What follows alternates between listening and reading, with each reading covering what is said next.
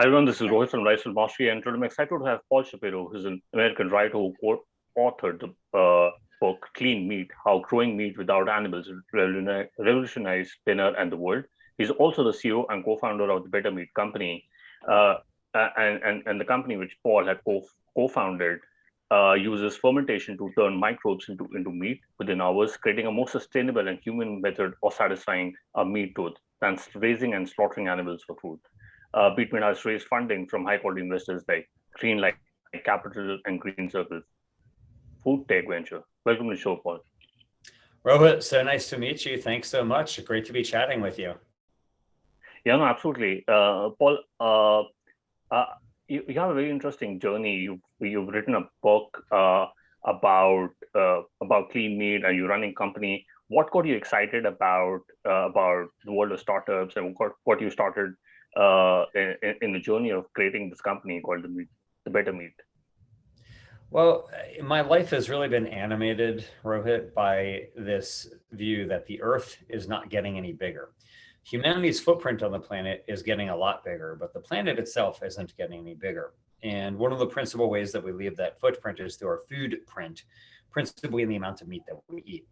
And so it just is no longer any secret that it takes a lot of land, a lot of water, a lot of greenhouse gas emissions, and more to raise and slaughter billions of animals for food compared to eating plants. It's also extremely inhumane to the animals. It's bad for public health. There's a whole variety of reasons why this system of raising and slaughtering billions of animals is pretty suboptimal. The problem is that meat demand continues to increase, not decrease. So meat consumption on a per person basis is increasing, not just in the US where I live, but it's increasing in India, in China, in Brazil, all the places it's going to matter the most in the future. Meat demand is increasing and population is increasing. So when you include the fact that per person meat demand is going up and just the number of persons is going up, you recognize like we are not going to be able to farm the moon. We're not going to be able to farm Mars. We have one celestial body to farm, and we're going to destroy it if we want to continue increasing the number of animals who we raise and slaughter for food. And so I would love it if people were happy just to eat plant-based, like to eat rice and beans, or to eat dal with rice, or to eat lentil soup or hummus. I love those foods. That's really how I eat, to be honest with you. But most people want to eat meat. Similarly, I would love it if people wanted to walk and drive more, to walk and bike more, but most people want to drive. So we need to find a way to essentially create cars that don't rely on fossil fuels. Well, similarly, we need to find a way to satiate humanity's meat tooth that doesn't involve raising and slaughtering animals. And so that's why I wrote this book, Clean Meat: How Growing Meat Without Animals Will Revolutionize Dinner in the World, really to chronicle the entrepreneurs, the investors, and the scientists who are all racing to bring to the world the first slaughter-free meat. After I was done writing the book, though, and doing a book tour, I had the choice that I could continue writing about the people who I thought were going to solve this problem, or I could just continue to think about it, or I could just become one of the people myself. And so I decided to do the latter and started the Better Meat Co. 4 years ago and have been growing it ever since. And what we're trying to do, as you pointed out, is find ways to economically and sustainably reproduce the meat experience for humanity with a much smaller footprint on the planet. Interesting. And how did you go about meeting your co-founders for Better Meat? Well, did you know them for quite a long time, or how did the entire journey happen? Interestingly enough, when I was on my book tour for Clean Meat, there was a podcast host who's a food scientist. His name is Adam Yee. And Adam had at that time, a podcast for the food industry. It's called My Food Job Rocks. And he interviewed me for that podcast for the book. And afterwards, I was talking with him and I said to him, I'm thinking about starting this company. And I'm really looking for a food scientist who could be like in from the ground level. And do you know anybody like who's one of your listeners, or maybe somebody in your orbit, because he's a very well-known guy in the food science world, who you think might be interested in this? And he essentially nominated himself, and we started talking more and more, and one thing led to another. And so we decided we were going to start this venture. And a friend of mine had introduced me to another person whose name is Joanna Bromley, and she was, or she still is, a graduate of Harvard Business School, and really had more of an economic and business oriented mind than frankly I do. And so the three of us started talking, and one thing led to another, and we started the Better Meat Co. And so it's been a wild journey since then. And there's a saying that Ben Horowitz from Andreessen Horowitz says that, when you start your own company, you will sleep like a baby because you're going to wake up every 2 hours and cry. And sometimes that's how it feels, but other times it feels absolutely wonderful. There's highs and lows all the time.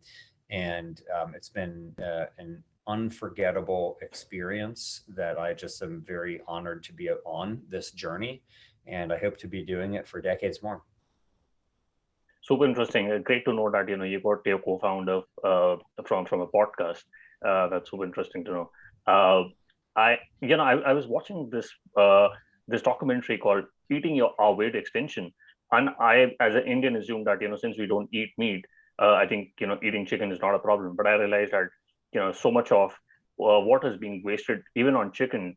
So do you think fish or other animal protein can be a supplement or replacement for meat, or do you think we should focus more on plant-based food? No, I think we should focus going animal-free. So there's a lot of reasons for this. So first and foremost, if you look at just the impact on the animals themselves, it's a pretty horrible thing, what we do to chickens, what we do even to fish, but also it's just not sustainable. I mean, you mentioned chicken. Just to take one chicken from shell to shelf, you need over 1,000 gallons of water. 1,000 gallons of water. I mean, imagine, walking into the supermarket and you're going to buy a chicken, a whole chicken, and you have to take a 1 gallon plastic jug of water, unscrew it, flip it upside down, and pour it out on the floor, and then do that 1,000 more times. That's what it would take. And we are depleting the oceans of fish by our ravenous consumption of these animals as well. And we need to find alternatives, both for chicken, for fish, for turkey, for pork, for cattle. For all the major categories of meat that humanity consumes today, we are in great need of economic alternatives to them. There are already alternatives to them, but right now, most of the alternative meat is sold at a higher price point than conventional meat. And it's not a higher price point like 20%. It's usually like 200% or maybe even more. And so because of that, it's just hard to compete. But once those prices can come down enough, or maybe meat prices will go up enough, we'll see. I do think that there will be a shift in the same way that after solar started outcompeting fossil fuels on price, a lot of people started switching to solar. Well, I think the same thing is going to happen with alternative meat too. Interesting. And Paul, a lot of health interests talked about that human beings needed protein, and they had such a scarcity of food that they would hunt for meat and eat plants and fruit in between. So what is that? So do human beings really need a lot of meat and animal protein, like a lot of gym instructors and a lot of health enthusiasts say that, or do you think it's not true at all? Well, it's certainly true that we need protein, but you can get protein from the plant kingdom too. In fact, many of the world's best athletes are vegetarian. So if you look at people like, Martina Navratilova, who is one of the best tennis players of all time, or Venus and Serena Williams, who have two of the best tennis players of our era. These are people who are really into plant-based eating. Even going back when I was a kid, I used to worship Carl Lewis, who at that time was the #1 Olympian in the world. And he was a US track and field star.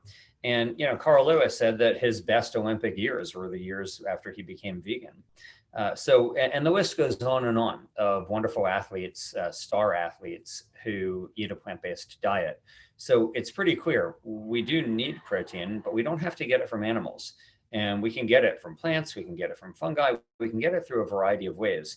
And so we shouldn't limit ourselves to the protein that comes from the animal kingdom when there's such a diverse portfolio of proteins out there that we can enjoy, many of which are very light on the planet compared to animal agriculture. Interesting. And your company has revealed a new product which is called Rhiza, which is a plant-based ingredient. So, what is Rhiza and what is my microprotein all about, and how's it built? I'm so glad you asked, Rohit. So, if you think about plant-based meat today, it's typically made from one of three crops. It's either made from wheat, from soy, or from pea, or some combination of those three crops. And what we are doing at the Better Meat Co. is quite different. So rather than using those three crops, we aren't using plants to make our alt meat. We're using fungi, which is an entirely different kingdom. And what we do is essentially take a microscopic fungi, we subject it to a special kind of fermentation, and within hours, it transforms into a whole food, complete protein with a naturally textured meat-like taste. So when you put it in your mouth and you chew it, it's very meat-like in its texture. But on its own, it has more protein than eggs, and it's a complete protein. It has more iron than beef, more potassium than bananas, more fiber than oats, and it's a wonderful product. You can use it to make a fantastic chicken breast, a steak, a chicken nugget, a meatball, a sausage, a fish stick, and so on.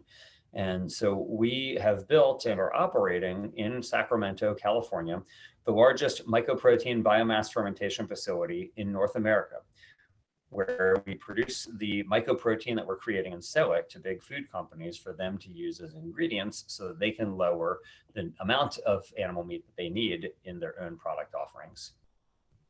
All right, and can anyone brew mycoprotein, or what is the way in which you go about brewing it? Well, there's thousands of fungi out there, just like there's Okay. thousands of plants. So if you were to say, hey, can anybody grow soybeans or can anybody grow peas? Yeah, you can.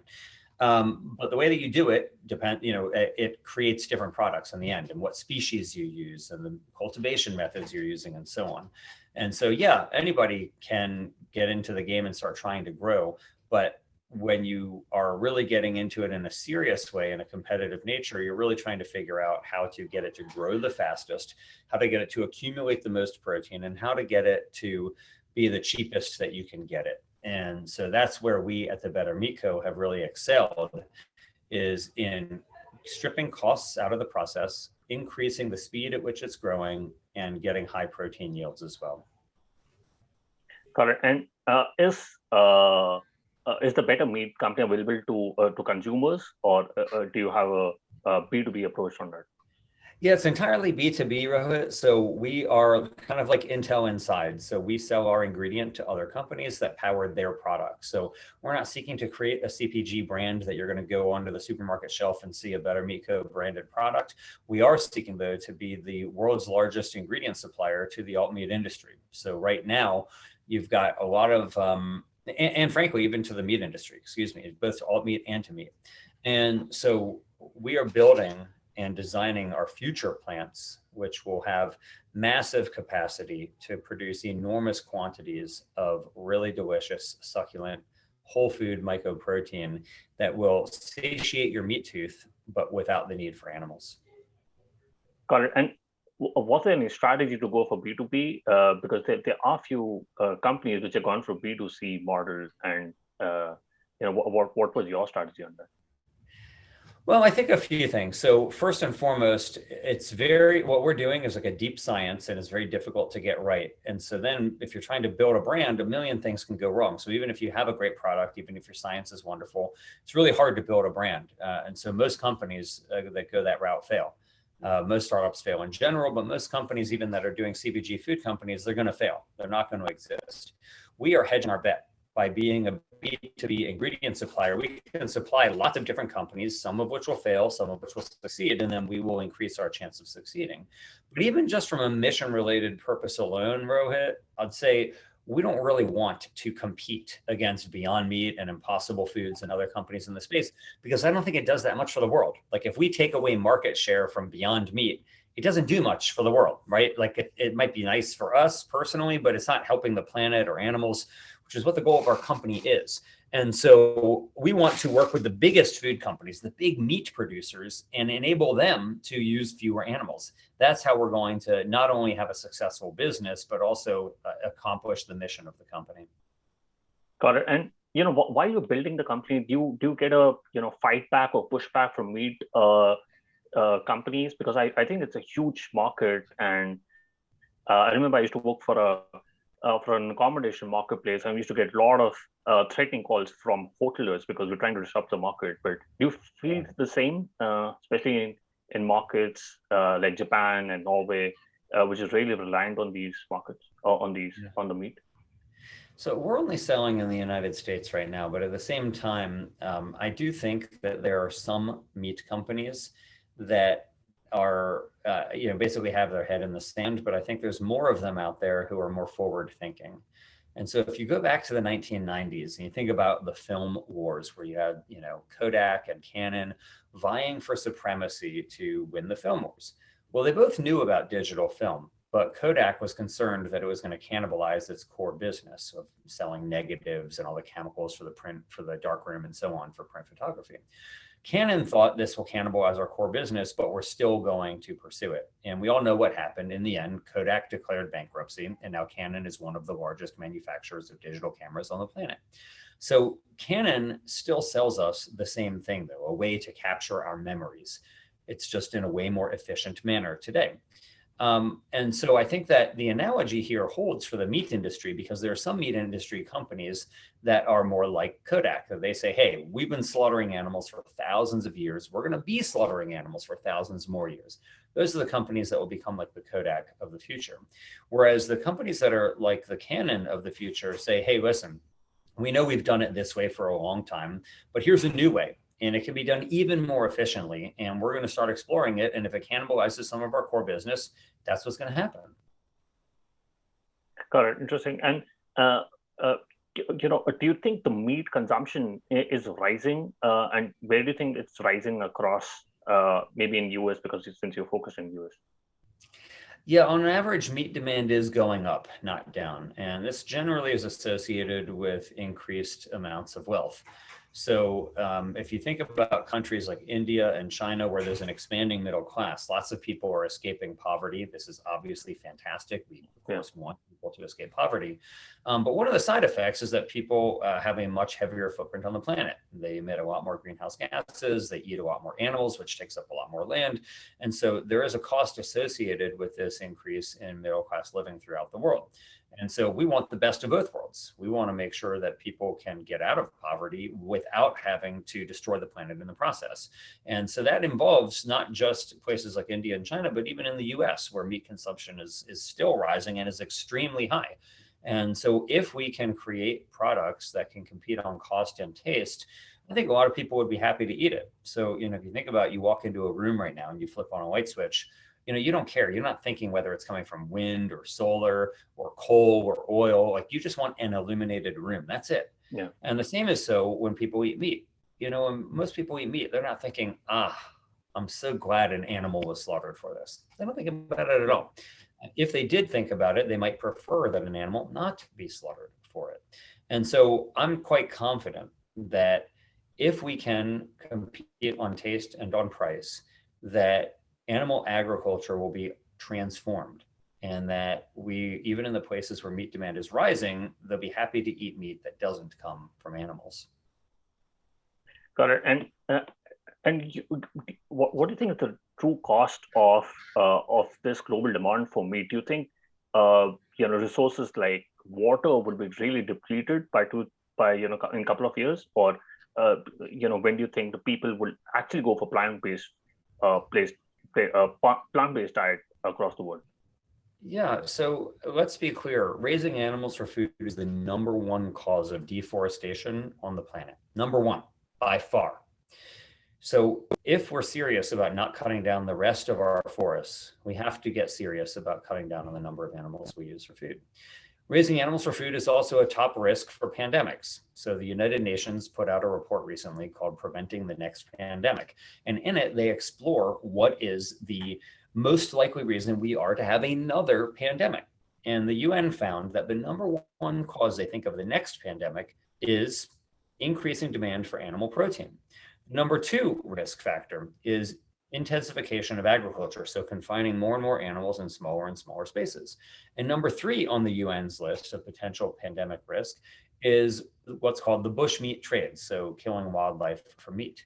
So the number 1, 2, and 3 reasons the United Nations says that we are likely to have another pandemic all relate to humanity's desire to eat meat. When you consider the fact that animal agriculture is also not just a leading cause of deforestation, pandemic risk, but also of climate change and more, you realize like it is imperative that we move away from this. It is as imperative that we move away from animals as a protein source as it is that we move away from fossil fuels as an energy source. We have to move away from them, not just because it's the right thing to do, but because it's really an obligatory thing to do. Correct. And when it comes to plant-based meat across the world, when do you think it's going to be a lot more apparent that people are going to start using that meat? When it comes down in price, so I think that there's a long way to go. I think there's a long way to go, but I'll say this. Right now, plant-based meat is less than 1% of the volume of total meat that's sold on the planet, less than 1%. So how long is it going to take to get to, let's say, 10 or 15%?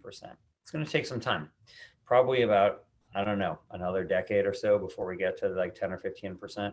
There's various projections that different experts have made, but I hope that that's right, that we can be in a decade's time, maybe 10% or so of the meat that's sold on the planet is coming from plants. That would be great. But it's not enough. It's not enough. We need to go faster than that. And you've been growing the company and you raised funding. How do you look at unit economics, especially when it comes to a new product like yours? How do you determine that the unit economics doesn't really inflate, especially in these times of maybe a recession that would be coming across? Yeah, well, it's tough times for those of us, or well, I was going to say in the food industry, but around the entire world, obviously, there's just a lot of inflation and a lot of supply chain disruption. But I will say this: the price of meat and other animal products is also going up, and so even if our costs do go up, they're probably not going to go up as much as the cost of meat, because meat has a much greater resource intensity than what we do. And so we need to compete on cost, and our goal is always to be cheaper than the type of meat that we are seeking to displace. So if we're trying to displace beef, that's going to be cheaper than beef. If we're trying to displace pork, cheaper than pork, and so on. That's the goal. That's where we need to get to. All right. And especially when you're looking to scale the business in the last 4 years, does the decision making really change over time, and how do you get to decide which of the markets that you need to enter? The decision making certainly changes, if for no other reason than that the group of people helping to make the decisions can sometimes change, because you bring on new investors or new board of directors members and so on, and so that changes the team. You get a different voices of the table, and that's productive. You don't want to be stagnant and have the same voices all the time, I don't think. But we've made many decisions that we've changed our minds on, about the type of product that we wanted to sell, the format of the product that we wanted to sell, the style of the fermenters that we utilize. There's so many different changes that we have made as we've pivoted from one, not really a business model, but on how we achieve the goals that we've set out to make. But our overriding principle, the conviction that we have, is that our company exists to help satiate humanity's meat tooth without animals, to reduce humanity's footprint on the planet by cutting down on the number of animals we need to slaughter. We're going to do whatever it takes to accomplish that goal. And that's the main organizing principle of the Better Meat Co. Got it. And especially when you're scaling a business, how do you ensure that teams feel safe to be the most ambitious they can be, especially in a new product category like better meat is into, and what steps you take to create those environments of safety for them in order to really take those risks? Well, we run a completely sterile process, so if there were a contaminant, the entire process would fail, so we wouldn't ever make it onto market. So that's it creates even further incentive for us to make sure that the process remains completely sterile. But we have conducted extensive testing on the product to ensure product safety. And it's something that we take extremely seriously. We are seeking to help make the world a better place, not to sicken people. So our goal is always to not just run a sterile process, but to continually be testing to make sure that what we're putting out into the world is not just delicious and sustainable, but also extremely safe. Got it. I just wanted to deep dive more into how great teams can really help build great companies. And what are your thoughts on compensation and equity structures so that you can supercharge your teams and so that they're always motivated to build high quality companies? One of the things that I've learned in the last 4 years of living in the startup life is that there is oftentimes just not a familiarity among team members about the value of things like stock options. And so too often people, they get a salary. So, they get a salary, and then they also have a whole range of other benefits, right? You got medical, dental, vision. And too often stock options are viewed as just like one other perk. They're not viewed as core part of the compensation package. In reality, the stock options are maybe, they could be among the most valuable part of your compensation. It's not just like a side perk that's a nice to have. And so I always think that it's important to remember that there is a balance between cash and equity. And those are the two core parts of an employee's compensation. And so if you go up on one, it's reasonable maybe to go down on the other. And people have different interests. There may be some people who say, hey, I value cash a lot more, and I need cash for whatever reason in their life, they need the cash more right now. And they may say, okay, I want to get a higher salary, but with fewer stock options. There may be other people who are more comfortable in their life at that moment, or they really believe in the prospect of the company's stock value going way up. And they may think, hey, I'm willing to take a bit of a loss on my salary to get more stock options because I think in the future that's going to benefit me more. But it's just a very different compensation structure from what normal, like large companies offer. Most large companies aren't offering any ownership in the company, or if they do, it's a very small amount. Yeah. And so I think for me, like recognizing that there's just a lot of unfamiliarity with the value of stock options in the labor pool in the startup market, I think it's like one of the key things that we always try to make sure people get when we are negotiating compensation packages at the beginning of their employment with us. Interesting. And, you've got high quality investors like Greenlight Capital and Green Circle's food tech venture. During these times of COVID, what are the ways in which investors provide a value and how can you use investors to help you out in the recruitment process? Our investors have really taken an active role in the company, which is particularly helpful for us. We need the capital, so we welcome that, but we actually benefit from many more aspects than just the capital. So, for example, one of our key investors regularly makes introductions to us, whether it's for job applicants or potential business partners or even other investors, and they help us with that. They give us ideas if we're negotiating contracts, rather than us having to pay our law firm to read the contracts. We have investors who happen to understand contract law, and maybe they can do it for us, and they don't charge us. So these are all, just a couple of examples of things that our investors have been helpful with. But it's really important, in my view, as a startup founder, to really employ the investor, not necessarily employ them by paying them a salary, obviously, but they own part of this company. Let them row the boat forward with everybody else. It's not just your employees who are rowing, but the investors can be rowing as well. They've made a big bet on the company, and I want to make sure that we maximize the chance of that bet paying off for them, and that includes putting them in the game and helping them to propel us forward. Got it. And again, I wanted to understand what was the process of writing the book Clean Meat. How much time did it take for you to write and get the resources and speak to the experts and publish it? And what was the process of marketing it?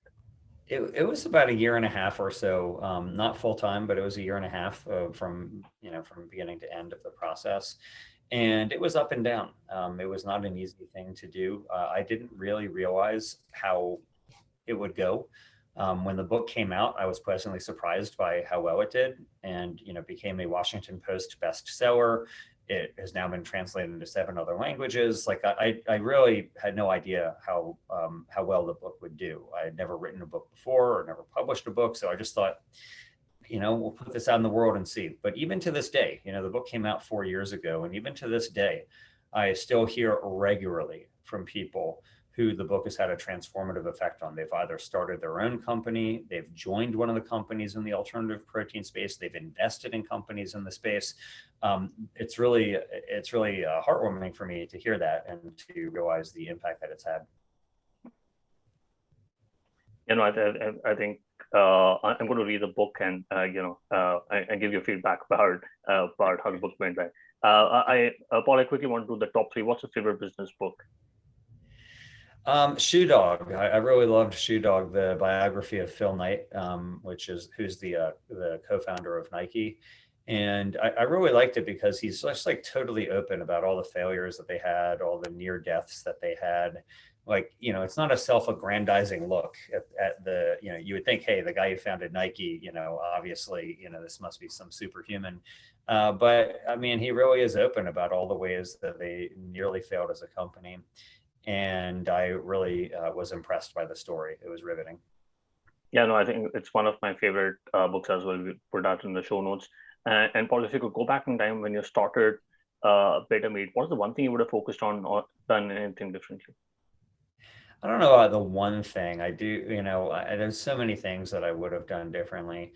But I just put one thing as an interesting thing. I don't know whether to do this, but people are talking about this these days and I've been listening. So, in the startup world, it's typical to have a 4-year vesting schedule. And it's like you have a 1-year cliff. So you have 25% of your stock options vest at the end of 1 year, or your stock, depending on if you're a founder. So, there are some companies like Snapchat and Amazon who they have a 4-year vesting schedule, but instead of having 25% vesting each year, they have it back weighted. So you get 10% at the end of 1 year, you get another 20% at the end of the next year, then you get another 30%, then another 40%. So it's still a 4-year schedule. You still get 100% at the end of 4 years, but it's back weighted to incentivize you to stay longer. And I think that's a fairer way to do it than 25, 25, 25, 25. But, I'm not, this isn't like some thorn in my side where I'm thinking, oh, this is like the one thing I would have done differently. I'm just been thinking about it lately, and it might have been a better structure than the way that we did it back then. But yeah, that would be one thing for sure.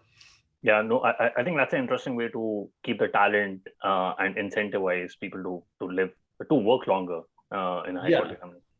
Yeah, and frankly, when the 4-year vesting schedule became standardized, the average time to exit was about 4 years.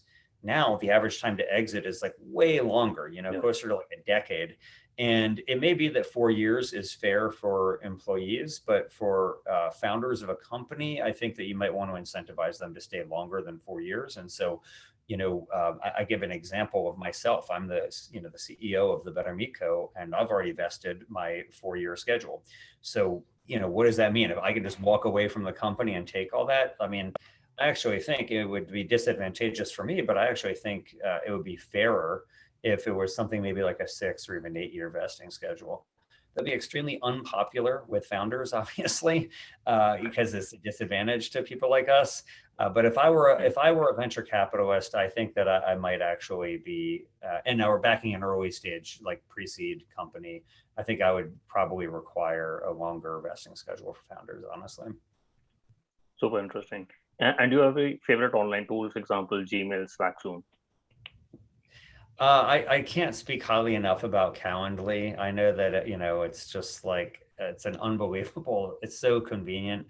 If you don't use it and you're emailing back and forth saying, hey, what times could you talk? And then you send, 5 emails back and forth, trying to manage the time zone differences and so on.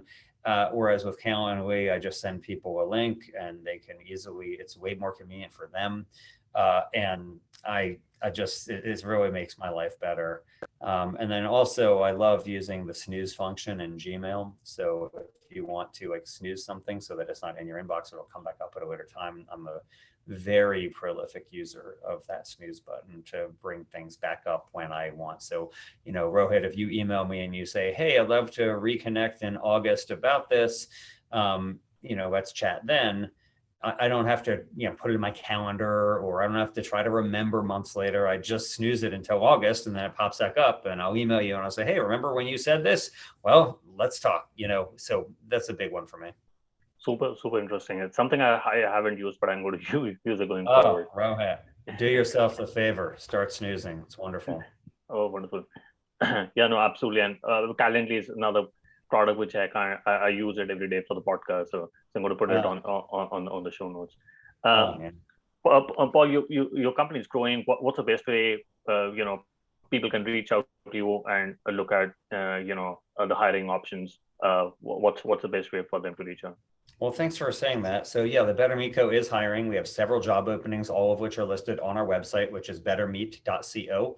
Again, that's bettermeat.co. They are not remote positions. They are all based in Sacramento, California, which is a wonderful place to live, very high quality of life. We'd love to have you here. So if you're interested, get in touch. Just check out bettermeat.co and look at our jobs page. Got it. And what's the best way people can reach out and read Clean Meat? That's very nice of you. Well, you can get Clean Meat anywhere that books are sold, including Amazon and others. But if you want to go to the book's official website, it's just cleanmeat.com. Again, that's cleanmeat.com.